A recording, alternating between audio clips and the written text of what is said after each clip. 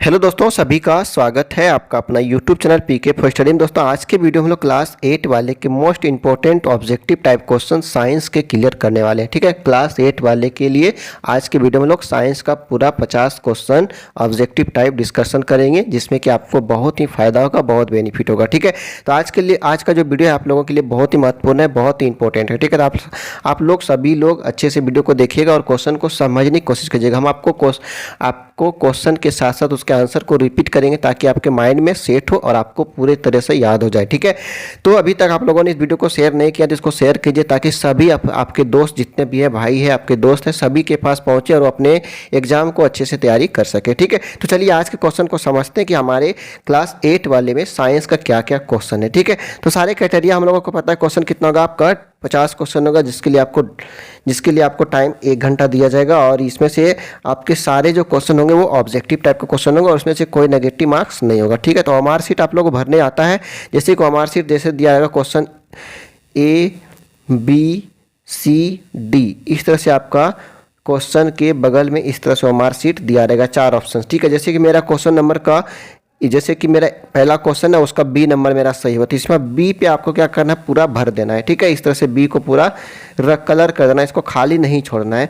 नहीं, black pen से आपको करना है, ना कि रेड पेन से, ना तो ब्लू पेन से। ठीक है, आपको किससे करना है, ब्लैक पेन से करना है। तो इस तरह से ब्लैक पूरा ब्लैक कर देना है। ठीक है, ब्लू भी कर सकते हैं, ब्लैक भी कर सकते हैं, लेकिन रेड और ग्रीन से आप नहीं कर सकते। ठीक है, तो चलिए आइए आज के क्वेश्चन को समझते हैं कि पहला क्वेश्चन क्या है, जो कि आपके लिए बहुत ही इंपॉर्टेंट और बहुत ही अच्छे लैंग्वेज में दिया गया है। ठीक है, तो आपके लिए आसान होगा और हम आपके साथ रिपीट करेंगे और आप वीडियो को ध्यान से समझेंगे, देखेंगे तो आपको याद हो जाएगा। ठीक है, चलिए आइए क्वेश्चन को समझते हैं कि भारत में प्रोजेक्ट टाइगर शुरू किया गया।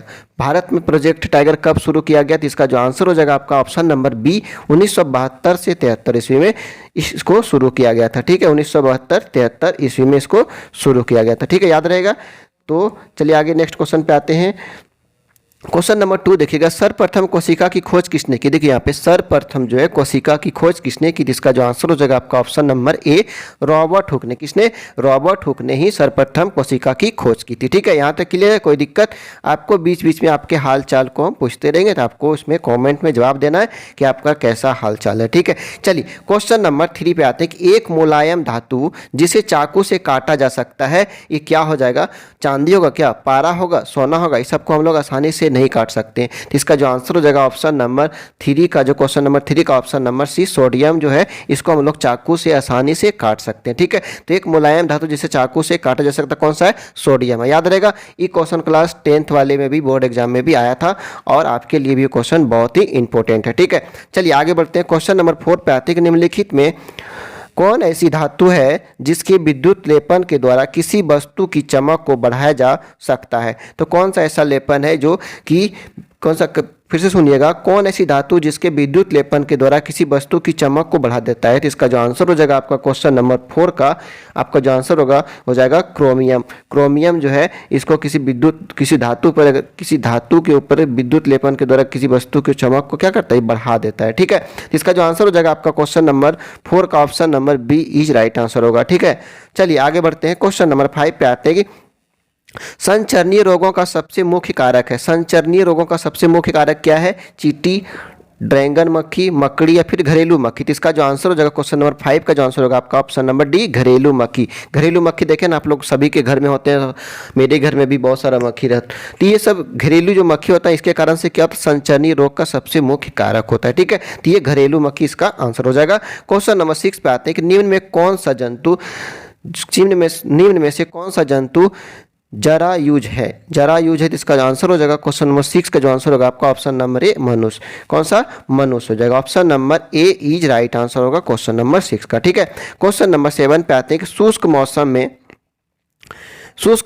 बालों में कंघी करने पर वह बिखर जाता है, इसके लिए कौन सा बल उत्तरदायी है। शुष्क मौसम में बालों में कंघी करने पर वो बिखर जाता है, इसके लिए कौन सा बल उत्तरदायी है। तो इसका जो आंसर हो जाएगा क्वेश्चन नंबर 7 का जगह स्थिर वैद्युत बल यानी option number B is right answer होगा। ठीक है, क्वेश्चन नंबर 8 पे आते हैं निम्नलिखित में से किस ईंधन का ऊष्मीय मान सबसे अधिक होता है। जिसका जो आंसर है क्वेश्चन नंबर 8 का, उसका उसका जो आंसर होगा हाइड्रोजन हो जाएगा। Option number D is right answer होगा, कौन सा, हाइड्रोजन हो जाएगा। ठीक है, चलिए आगे बढ़ते हैं। इनमें से कौन सा गुणसूत्र शिशु के नर लिंग का निर्धारण करता है? नर लिंग का निर्धारण करता है, इसका जो आंसर होगा क्वेश्चन नंबर 9 का हो जाएगा एक्स वाई। यहाँ पे नर का बात रहने की, पुरुष का बात हो रहा है तो यहाँ पे एक्स वाई हो जाएगा। अगर यहाँ पे स्त्री का बात होता तो यहाँ पे एक्स एक्स होता। ठीक है, लेकिन कल जो क्लास 10th वाले का साइंस का जो एग्जाम था उसमें से पूछा था कि स्त्रीलिंग के गुणसूत्र को बताए, तो वहाँ पे क्या हुआ था, एक्स एक्स हुआ था। तो ये क्वेश्चन आप लोगों के लिए बहुत इंपॉर्टेंट है और आप इसको अच्छे से दिमाग में रखिएगा। पुरुष के लिए क्या होता है, एक्स वाई होता है गुणसूत्र, और महिला के लिए क्या होता है, पुरुष के लिए एक्स वाई और महिला के लिए एक्स एक्स होता है। ठीक है, तो आप लोग इसको याद रखिएगा। चलिए आगे बढ़ते हैं। क्वेश्चन नंबर 10 पे आते हैं, मानव नेत्र में वस्तु का प्रतिबिंब किस भाग पर बनता है? तो मानव नेत्र में जो वस्तु का प्रतिबिंब बनता है वो किस भाग पर बनता है? रेटिना पर, आइरिस पर, कॉर्निया पर, इनमें से कोई नहीं। इसका जो आंसर हो जाएगा रेटिना पर। Option number 1 is right answer होगा, किस पे, रेटिना पर बनता है। ठीक है, चलिए आगे बढ़ते हैं। खरीफ फसल का उदाहरण है, खरीफ फसल का कौन सा उदाहरण है आप लोग बताएंगे? गेहूं, चना, आलू या फिर धान? तो इसका जो आंसर होगा क्वेश्चन नंबर 11 का जो आंसर होगा आपका option number D is right answer होगा, धान। ठीक है, तो option number D right answer होगा। चलिए आगे बढ़ते हैं। सौर परिवार में कितने ग्रह है? तो इसका जो आंसर हो जाएगा क्या होगा, क्वेश्चन नंबर 12 का।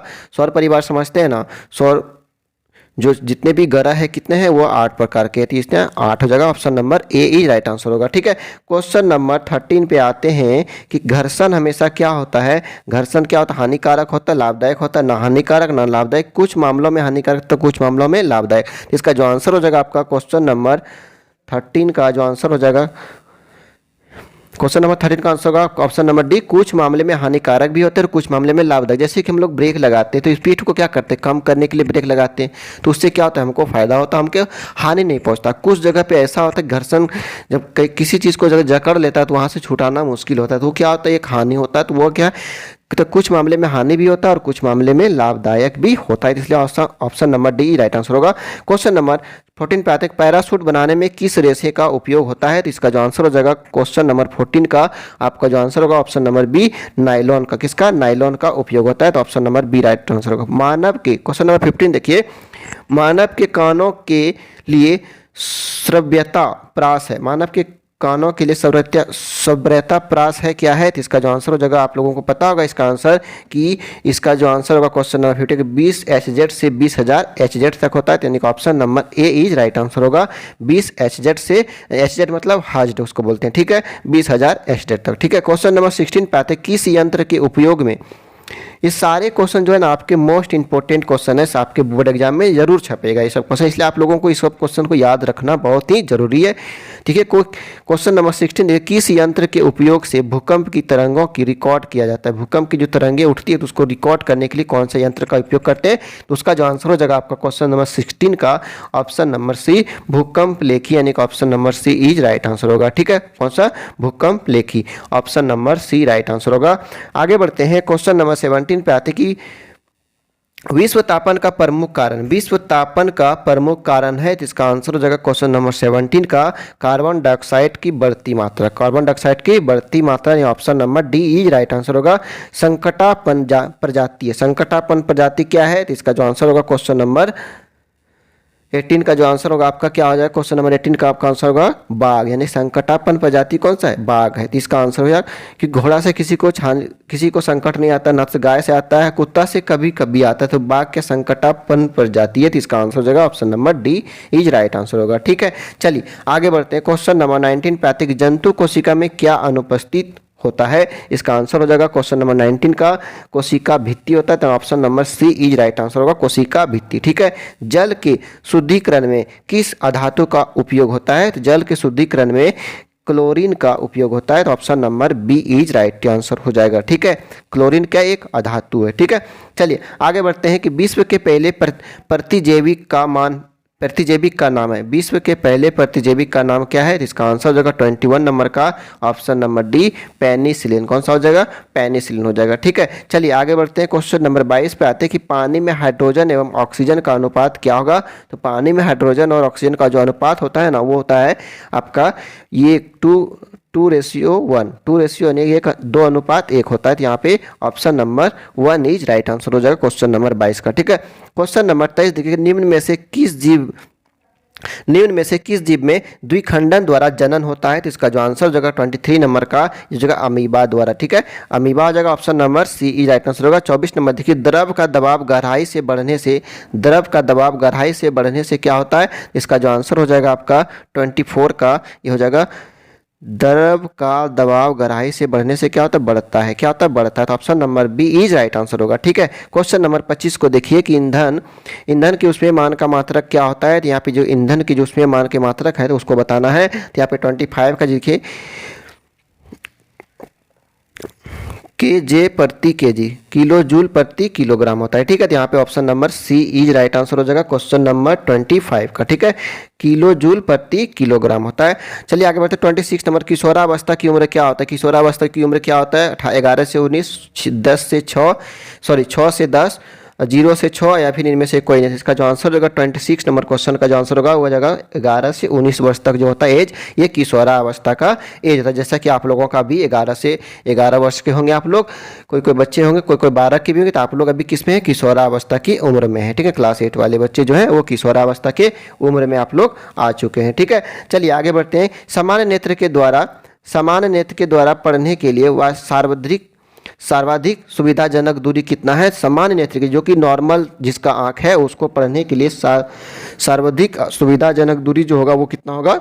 हो जाएगा 25 सेंटीमीटर। कितना होगा? 25 सेंटीमीटर हो जाएगा। ठीक है, चलिए आगे बढ़ते 28 नंबर क्वेश्चन पे आते हैं कि फूलों, फलों एवं सब्जियों को बड़े पैमाने पर उत्पादन कहलाता है। क्या कहलाता है? एपीकल्चर, हॉर्टिकल्चर, सेरीकल्चर, या मीन्स कोई नहीं। तो क्या होगा? 28 नंबर का जो आंसर होगा आपका हॉर्टिकल्चर, यानी कि option number B is right answer होगा। कौन सा होगा?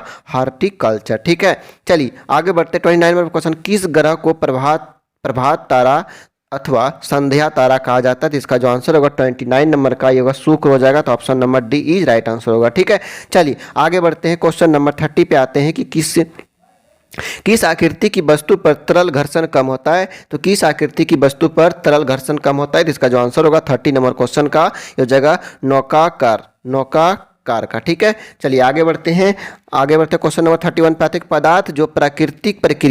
पदार्थ जो प्राकृतिक प्रक्रिया जैसे जीवाणु के द्वारा अपघटित होता है क्या कहलाता है? इसका जो आंसर होगा आपका 31 नंबर क्वेश्चन का ये हो जाएगा जैव नवीकरणीय। ठीक है, जैव निम्नीकरणीय हो जाएगा। तो option number 1 is right answer होगा। क्वेश्चन नंबर 32 पे आते हैं, ध्वनि की प्रबलता किस कारक पर निर्भर करती है?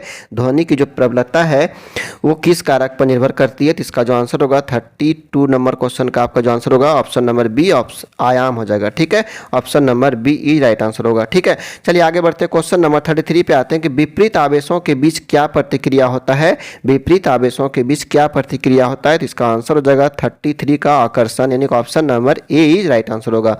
चलिए क्वेश्चन नंबर 34 को देखते हैं। हरित ग्रह प्रभाव और वैश्विक तापन के लिए मुख्य रूप से उत्तरदायी गैस है। क्या है? कार्बन डाइऑक्साइड है, मीथेन है, दोनों इनमें से कोई नहीं। जिसका 34 का जो आंसर होगा ऑप्शन नंबर सी ये हो जाएगा, दोनों, कार्बन डाइऑक्साइड भी और मीथेन भी है। ठीक है, तो इसका हो जाएगा option number C is right answer, दोनों हो जाएगा। चलिए आगे बढ़ते हैं क्वेश्चन नंबर 35 पे आते हैं कि वह पुस्तक जिसमें सभी संकटापन्न प्रजातियों का रिकॉर्ड रखा जाता है क्या कहलाता है? वह पुस्तक यानी कि एक बुक है जिसमें कि सभी संकटापन्न, जिन जिन जानवरों से संकट आते हैं उसके रिकॉर्ड को रखा जाता है, तो उसको क्या कहते हैं भाई? Blue data book, green data book, yellow data book, red data book. तो संकट खतरे का निशान क्या है? रेड है। तो इसका जो आंसर होगा 35 का जो आंसर होगा यहाँ पे option number D, red data, यानी कि लाल वाला जो रेड डाटा बुक होता है उसी को हम लोग इसमें क्या, इस बुक में क्या रहते हैं? सभी जितने भी प्राणी है जिससे कि आदमी को संकट होता है उसको रेड डाटा बुक में कलेक्ट करके उसको रखा जाता है, रिकॉर्ड रखा जाता है। ठीक है, तो इसका आंसर डी हो जाएगा। क्वेश्चन नंबर 36 पे आइए कि निम्न में से कौन सा पदार्थ जीवाश्म ईंधन है? तो इसका जो आंसर होगा 36 का जो आंसर होगा आपका ये हो जाएगा कोयला, option number D is right answer होगा। ठीक है, चलिए 37 पे आते हैं। कोशिका में कोशिका द्रव्य के बीच खाली संरचना होती है जिसे कहते हैं, क्या कहते हैं? कोशिका झिल्ली, कोशिका भित्ति, रिक्तिका या फिर केंद्रक। 37 का जो आंसर होगा ये हो जाएगा रिक्तिका, यानी कि option number C is right answer होगा। ठीक है, क्वेश्चन नंबर 38 पे आते हैं, कौन सी अधातु कमरे के ताप पर भी वायु के साथ अभिक्रिया करती है? तो इसका आंसर हो जाएगा 38 का ऑप्शन नंबर ए श्वेत फास्फोरस, यानी कि option number A is right answer होगा। ठीक है, चलिए आगे बढ़ते हैं 39 पे कि किण्वन की प्रक्रिया की खोज किसने की? किण्वन की जो प्रक्रिया की खोज किसने की? इसका आंसर होगा लुई पास्चर ने, option number D is right answer होगा। याद रहेगा, किण्वन की प्रक्रिया की खोज किसने की? लुई पास्चर ने की थी। ठीक है, चलिए क्वेश्चन नंबर 40 पे आते हैं कि जब चालक विलयन में विद्युत धारा प्रवाहित की जाती है तब विलयन के रंग में परिवर्तन होता है। यह संकेत करता है किसका? ये क्वेश्चन नंबर 40 का जो आंसर होगा ये करता है विद्युत धारा के रासायनिक प्रभाव का, यानी कि option number A is right answer होगा। ठीक है, ऑप्शन नंबर ए सही होगा इसका। चलिए आगे बढ़ते हैं, क्वेश्चन नंबर 41 पे आते हैं कि विश्व में सर्वप्रथम एक भेड़ का क्लोन विकसित किया गया था, जिसका नाम था, क्या था नाम उसका जो नाम होगा ये हो जाएगा डॉली, यानी कि option number C is right answer होगा। क्या होगा? डॉली, यानी 41 का option number C is right answer होगा। 42 नंबर देखिएगा, 42 में तरल है, तरल क्या है? द्रव एवं गैस दोनों है, तो option number B is right answer होगा। तरल क्या है? द्रव और गैस दोनों है। ठीक है, चलिए आगे बढ़ते हैं 43 पे आते हैं। 43 का जो आंसर होगा आपका, क्वेश्चन जो है, विद्युत उपकरणों में लगी आग बुझाने के लिए सबसे अच्छा अग्निशामक कौन सा है? कार्बन डाइऑक्साइड है। कौन सा है? कार्बन डाइऑक्साइड, यानी कि option number C is right answer होगा इसका। ठीक है, चलिए आगे बढ़ते हैं, क्योंकि कहीं पे अगर विद्युत में उपकरणों में अगर आग लगे तो वहाँ पे पानी तो नहीं दे सकता, क्योंकि जो पानी देने जाएगा उसको क्या करेगा? विद्युत अपने तरफ क्या करेगा? आकर्षित कर लेगा, तो ये तो नहीं हो सकता। पेट्रोल भी नहीं दे सकता, क्योंकि पेट्रोल में और आग पकड़ता है। तेल भी नहीं दे सकता, तो इसका क्या हो जाएगा? कार्बन डाइऑक्साइड जो है, इससे उसको आग बुझाने में हमें सहायता मिलेगी। ठीक है, क्वेश्चन नंबर 44 देखिएगा कि लड़कों के गले के सामने उभरा हुआ भाग कहलाता है। देखिए गले के पास यहाँ पे जो एक उठा हुआ भाग होता है ना, ये लगता है ना कोई टिल्ला जैसा है, तो गले में तो उसको क्या कहते हैं? उसको समझते हैं। तो जो आंसर हो जाएगा उसका एडम्स एप्पल या कंठमणि। क्या कहते हैं? एडम्स एप्पल या कंठमणि कहते हैं। सभी के गले के पास, जैसे कि ये गला है ना, इस तरह से, तो इस जगह पे देखिएगा सभी के पास ये थोड़ा सा उभरा हुआ भाग रहता है कि नहीं रहता है?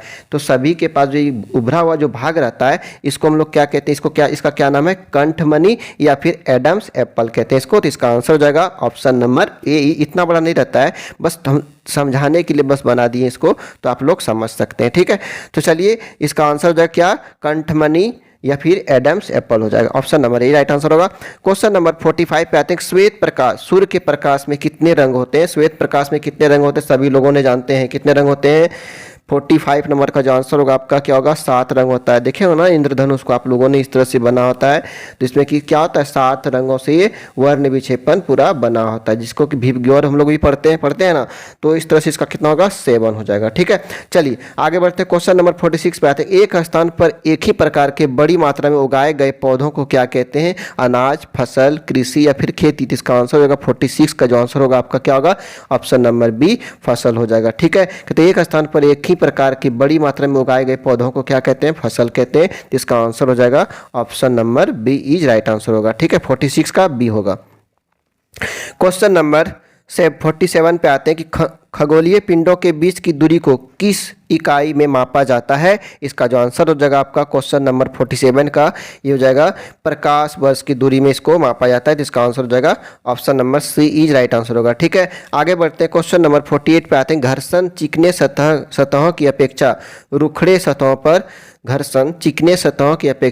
रुखड़े सतहों पे क्या करते हैं? जहाँ पे जो चिकने सतह होता है, जहाँ पे पूरा चिकन होता है, जहाँ पे कुछ नहीं, वहाँ पे घर्षण क्या होता है? कम मात्रा में पकड़ता है। जहाँ पे क्या होता है? थोड़ा सा उखड़े हुए रहते तो वहाँ पे क्या करता है? घर्षण ज़्यादा पकड़ता। तो यहाँ पे क्या होगा? तो क्वेश्चन क्या पूछा? घर्षण चिकने सतहों की अपेक्षा रुखड़े सतहों पे क्या होता है? अधिक होता है। तो इसका आंसर हो जाएगा क्या?